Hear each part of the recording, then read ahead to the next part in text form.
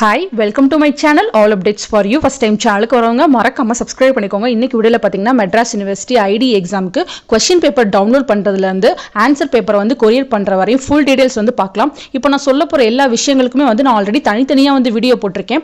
தேவைப்படுறவங்க டிஸ்கிரிப்ஷன் பாக்ஸில் லிங்க் இருக்குது, அதை வந்து பார்த்துக்கோங்க. ஃபர்ஸ்ட் இப்போ எக்ஸாம் எழுத போகிறவங்களுக்கு பார்த்தீங்கன்னா மார்னிங் பேட்ச்க்கு வந்து 8:15 வந்து கொஸ்டின் வரும். ஆஃப்டர்நூன் பேட்ச்க்கு பார்த்தீங்கன்னா 12:15 வரும். 8:15 வந்து கண்டிப்பாக கொஸ்டின் வருமானா டைமிங் வந்து கொஞ்சம் சேஞ்ச் ஆகலாம். 5 minutes முன்னாடி பின்னாடி கூட கொஸ்டின் பேப்பர் வரலாம். ஸோ நீங்கள் வந்து கரெக்டான டைமில் வந்து வெப்சைட்டில் வந்து இருங்க. நீங்கள் போக வேண்டிய சைட் பார்த்தீங்கன்னா http://exam.unom.ac.in. இதை வந்து நீங்கள் கூகுளில் டைப் பண்ணாலே வந்து உங்களுக்கு வந்து ஓப்பன் ஆகும்.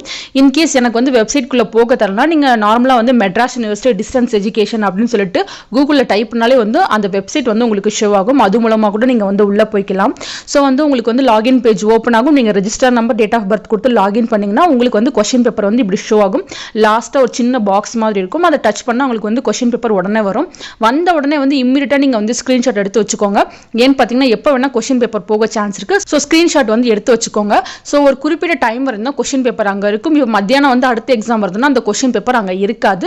ஸோ வந்து கொஸ்டின் பேப்பர் வந்த உடனே வந்து நீங்கள் வந்து ஸ்க்ரீன்ஷாட் எடுத்து வச்சுக்கோங்க. நெக்ஸ்ட் பார்த்தீங்கன்னா எக்ஸாம் வந்து மேக்ஸிமம் வந்து 40 பேஜ் தான் எழுதணும்னு சொல்லியிருக்காங்க. அதாவது 20 பேப்பர் தான் நீங்கள் எழுதணும். எக்ஸாமுக்கு பிஃபோரே வந்து மார்ஜின்லாம் போட்டு ரெடியாக வச்சுக்கோங்க.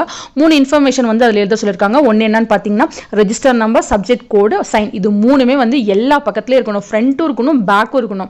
அதே மாதிரி நீங்கள் ஃப்ரண்ட் அண்ட் பேக் வந்து கண்டிப்பாக எழுதணும். ஒரு சைடு மட்டும் எழுதிட்டு விட்டுறாதீங்க. ஃப்ரண்ட் அண்ட் பேக் வந்து எழுதிக்கோங்க. அதே மாதிரி பேஜ் நம்பரும் போட்டுக்கோங்க. இது கண்டிப்பாக வந்து உங்களுக்கு யூஸ்ஃபுல்லாக இருக்கும். நெக்ஸ்ட் பார்த்தீங்கன்னா கொஸ்டின் வந்து எழுத ஸ்டார்ட் பண்ணுங்க. ஸோ கொஸ்டின் எழுதி ஆன்சர் எழுதணுமா அப்படின்னா தேவை கிடையாது. ஜஸ்ட் நீங்கள் உங்களோட கொஸ்டினை வந்து ஹெட்டிங் மாதிரி போட்டுட்டு நீங்கள் வந்து ஆன்சர் எழுத ஸ்டார்ட் பண்ணுங்க. ப்ளூ பிளாக் ரெண்டுமே வந்து யூஸ் பண்ணிக்கலாம். ஹெட்டிங் வந்து பிளாக்ல எழுதுங்க, ஆன்சர் வந்து ப்ளூல எழுதுங்க. ஸோ இப்போ வந்து ஃபர்ஸ்ட் 2 மார்க்ல வந்து ஸ்டார்ட் பண்றீங்கன்னா ஒன்ஸ் 2 மார்க்ல ஸ்டார்ட் பண்ணிட்டு 2 மார்க் வந்து கம்ப்ளீட் பண்ணுங்க. 10 மார்க் ஸ்டார்ட் பண்றீங்கன்னா 10 மார்க் வந்து கம்ப்ளீட் பண்ணுங்க. 2 மார்க் 2 10 மார்க் அந்த மாதிரி சொல்லிட்டு மிக்ஸ் பண்ணி எழுதாதீங்க. ஸோ எதுல ஸ்டார்ட் பண்றீங்களோ அதுல வந்து கம்ப்ளீட் பண்ணிருங்க. அதே மாதிரி எல்லா கொஸ்டினுமே வந்து கண்டிப்பா அட்டென்ட் பண்ணிருங்க. எதையுமே விட்டுறாதீங்க. அட்டென்ட் பண்ணாலே வந்து மார்க் கிடைக்கும். ஹால் டிக்கெட் கொஸ்டின் பேப்பர் வந்து அட்டாச் பண்ணணுமான்னு கேட்டே இருக்கீங்க. அது தேவை கிடையாது. ஹால் டிக்கெட்டை வந்து எல்லா எக்ஸாம் கூட அட்டாச் பண்ணணும்னு எந்த நெசசரியுமே இல்லை. நீங்க ஜஸ்ட் டேட்டா ஷீட்டை மட்டும் ஃப்ரண்ட்ல வச்சிருங்க. ஸோ வந்து உங்களுக்கு ஹால் டிக்கெட்ல டேட்டா ஷீட் இருக்கும். கரெக்டாக வந்து பிரிண்ட் போட்டு வச்சுக்கோங்க. ஏன்னு பார்த்தீங்கன்னா சில இதில் சிக்னேச்சர்ன்ற ஒரு மட்டும் கீழே பேஜில் இருக்கும். ஸோ வந்து அதை கரெக்டாக அலைன் பண்ணி ஆஃபீஸ் யூஸ் அப்புறம் நீங்கள் எழுதுறது எல்லாமே ஒரே பேஜில் வர மாதிரி ப்ரௌசிங் சென்டரில் கொடுத்து அலைன் பண்ணி பிரிண்ட் போட்டு அந்தந்த எக்ஸாமுக்கு உண்டான டேட்டா ஷீட்டை வந்து கரெக்டாக ஃப்ரண்ட்டில் வச்சுக்கோங்க. அதில் number of pages and signature இது ரெண்டு மட்டும் தான் நீங்கள் எழுதுற மாதிரி இருக்கும். அதை வந்து கரெக்டாக போட்டு வந்து நீங்கள் ஃப்ரண்ட்டில் வந்து அட்டாச் பண்ணிக்கோங்க. நீங்கள் த்ரெட் போட்டு கட்டினாலும் சரி, ஸ்டாப்லர் போட்டாலும் சரி, என்ன பொறுத்தவரைக்கும் த்ரெட் போட்டு கட்டுறது வந்து ரொம்ப ரொம்ப நல்லது. அதுதான் வந்து சேஃப்டியும் கூட.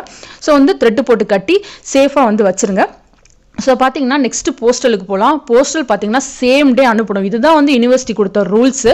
ஸோ வந்து நீங்கள் வந்து மார்னிங் பேட்ச்னா போஸ்ட் ஆஃபீஸை வந்து சூஸ் பண்ணலாம். இல்லை எனக்கு ஆஃப்டர்நூன் எக்ஸாம் முடியுதுன்னா நீங்கள் வந்து கொரியரே சூஸ் பண்ணிக்கோங்க. இல்லை ஒரு நாளைக்கு எனக்கு 2 எக்ஸாம் இருக்குன்னா 2 எக்ஸாம் பேப்பரையும் தனித்தனி கவரில் போட்டு ஈவினிங் வந்து ஒன்றா நீங்கள் கொரியர் பண்ணி விட்டுடலாம். ஸோ இந்த கொரியருக்குலாம் எவ்வளோ ஆகும், போஸ்ட் ஆஃபீஸ் போனால் நாங்கள் போஸ்ட் பண்ணால் எவ்வளோ ஆகும், இந்த மாதிரிலாம் உங்களுக்கு டவுட் இருக்கும். இதுக்கு நான் ஆல்ரெடி வீடியோ போட்டிருக்கேன்.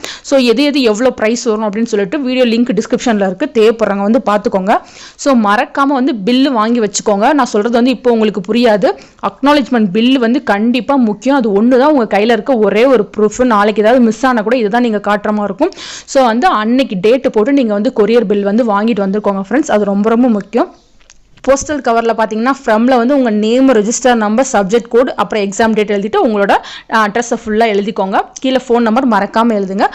2ல் பார்த்தீங்கன்னா உங்கள் டேட்டா ஷீட்லேயே வந்து 2 கொடுத்துருக்காங்க. அதை வந்து அப்படியே எழுதி வச்சுக்கோங்க ஃப்ரெண்ட்ஸ். ஸோ அவ்வளோதான், ரொம்ப சிம்பிள் தான். இன்னொரு முக்கியமான விஷயம் என்னன்னு பார்த்தீங்கன்னா எக்ஸாம் எழுதி முடிச்சுட்டு இம்மிடியட்டாக வந்து ஃபோட்டோ எடுத்து வச்சுக்கோங்க எல்லா ஆன்சர் பேப்பரையும். ஸோ வந்து எக்ஸாம் வந்து நீங்கள் ஒரு 30 பேஜ் எழுதுறீங்கன்னா அந்த 30 பேஜையுமே வந்து ஃபோட்டோ எடுத்து வச்சுக்கோங்க. எக்ஸாம்லாம் எழுதிட்டு கொரியர்லாம் அனுப்பிச்சிட்டு அதுக்கப்புறம் வந்து அதை PDF-ஆக கன்வெர்ட் பண்ணுங்க. ஸோ நான் 2 PDF கன்வெர்ட் பண்ணுறதுக்கான வீடியோ வந்து போட்டிருக்கேன். அடோப் ஸ்கேனர், டாக்குமெண்ட் ஸ்கேனர், அதோட லிங்கையும் வைக்கிறேன்.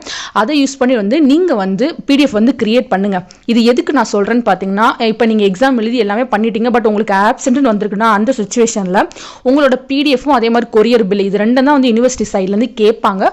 ஸோ ரொம்ப முக்கியம். ஸோ போட்டோ எடுத்து வச்சுட்டு பொறுமையா வந்து PDF வந்து கிரியேட் பண்ணிக்கோங்க ஃப்ரெண்ட்ஸ். ஸோ அவ்வளவுதான் வந்து எக்ஸாமுக்கு தேவையான விஷயங்கள் எல்லாமே இவ்வளவுதான். உங்களுக்கு கிளியரா இருக்கும்னு நினைக்கிறேன் ஃப்ரெண்ட்ஸ். இதுல உங்களுக்கு வேற ஏதாவது டவுட் இருந்தாலும் நீங்க கீழே கமெண்ட் செக்ஷன்ல கேட்கலாம். நான் உங்களுக்கு ரிப்ளை பண்ணுவேன். தேங்க்யூ ஃபார் வாட்சிங்.